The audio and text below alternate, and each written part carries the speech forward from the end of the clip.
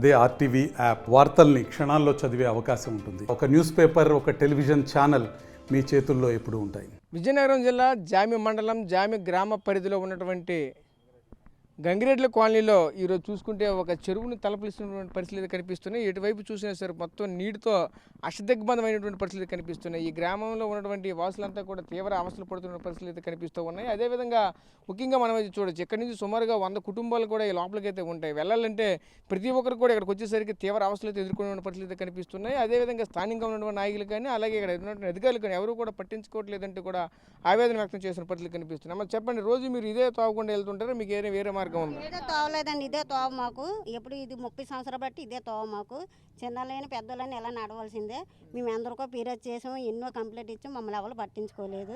ఆ నలిత కుమార్ కూడా ఇక్కడ ఇప్పుడు పేసిరింట్లకి వీటికి ఇస్తే వాళ్ళు చెప్తాం అంటారు, ఎవరు రాలేదు, ఎవరు మమ్మల్ని ఆదుకోలేదు. ఇలా చిన్నలు పెద్దలు ఇలా బాధపడమే, మేము ఇలా చెప్పుకోవడమే ఇదే గోస అయిపోతుంది. ఎవరు వచ్చినా ఎవరి మారినా చూస్తారు, ఇదిగో చేస్తాం అలా చేస్తాం అని వెళ్ళిపోతారు. ఈ 30 సంవత్సరాలు బట్టి రాజకీయ మనుషులు మారిపోతారు, రాజకీయంలో ఎక్కువ వాళ్ళు ఎక్కుతారు.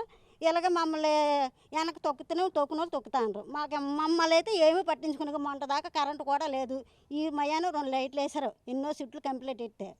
నువ్వు చెప్పమ్మా. చెప్పండి అమ్మా, మీరు ఎలా ఏం జరుగుతుంది ఏంటి ఇదంతా చూస్తూ ఉంటే ఆవిడ చెప్తున్నారు ఎప్పుడు కూడా పట్టించుకోవట్లేదు అంటున్నారు. 30 సంవత్సరాల నుంచి మీరు తీవ్ర అవస్థలు పడుతున్నామండి, అలాగే జరుగుతుంది. కడుతున్నాం, రోడ్లు కూడా వస్తున్నాయి, మాకు మాత్రం రోడ్డు వేయలేదు, ఏ కొలీలు రాలేదు, ఇంటి పనులు కడతాము. తర్వాత ఏమో నీరు కూడా ఎలాగెళ్తుందని తోవలేదు. మా ఇల్లు ఎలా మునిగిపోద్దని చూస్తున్నారు పేదలు కూడా. ఆ మునిగిపోయినప్పుడే చేస్తాను అంటారు ఈ రాజకీయ మనుషులు. అందువల్ల మా అయితే బాగా ఇబ్బంది పడతాను. ఎన్ని చుట్లు కంప్లైంట్ నేను ఇట్టాను కలెక్టర్ ఆఫీస్కి. ఇక్కడ కొయ్యన్ కృష్ణ కూడా ఇక్కడ ఏమి లేకపోయినా ఇక్కడ ఉన్నది అన్నట్టు చెప్తాండ్రు.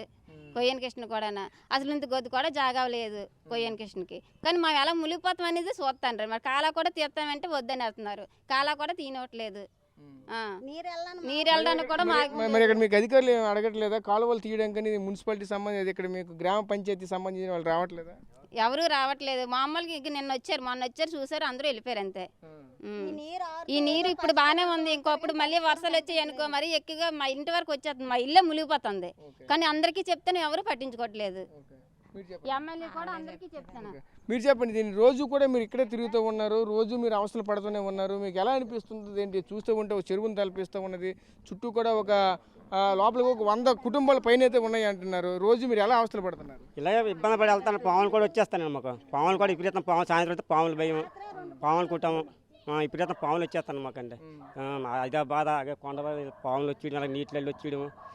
కుళ్ళికాలం నీరు బాగా వచ్చేస్తుంది అలాగే అటు నుంచి. కుళ్ళికాలం నీరు మాకు అన్ని కావాలకి ఇబ్బంది అయిపోవడం మనుషులకి. అది సార్. సో చూసాం కదా, వీళ్ళంతా కూడా ఈ తీవ్ర అవస్థలు పడుతున్న పరిస్థితులు మనకు కనిపిస్తూ ఉన్నాయి. వీళ్ళంతా కూడా ఇక్కడ ఉన్నటువంటి ప్రజలంతా కూడా తీవ్ర అవస్థలు పడుతున్నారు. సుమారుగా చూసుకుంటే 100 కుటుంబాల పైన అయితే లోపలికైతే ఉంటారు. ప్రస్తుతం చూసుకుంటే ఆ రోజు గతంలో ఉన్నటువంటి నాయకులు కావచ్చు, గతంలో ఉన్నటువంటి అధికారులు కావచ్చు, ఎవరు కూడా పట్టించుకునే నాదుడు కూడా లేదని చూడవచ్చు. అటు నుంచి చూస్తూ ఉంటే ఈ మేదర వీధికి సంబంధించిన వాళ్ళు, అలాగే ఈ కొలిగెత్త కార్మికులకు సంబంధించిన వాళ్ళు, గంగిరెడ్లకు సంబంధించిన వాళ్ళు అంతా కూడా ఇటువైపే నివాసం ఉంటున్న పరిస్థితి కనిపిస్తుంది. వీళ్ళంతా కూడా చిన్న పిల్లలతో రోజు కూడా ఈ విధంగా ప్రయాసాలు పడుతున్నటువంటి పరిస్థితులు కూడా కనిపిస్తూ ఉంటాయి.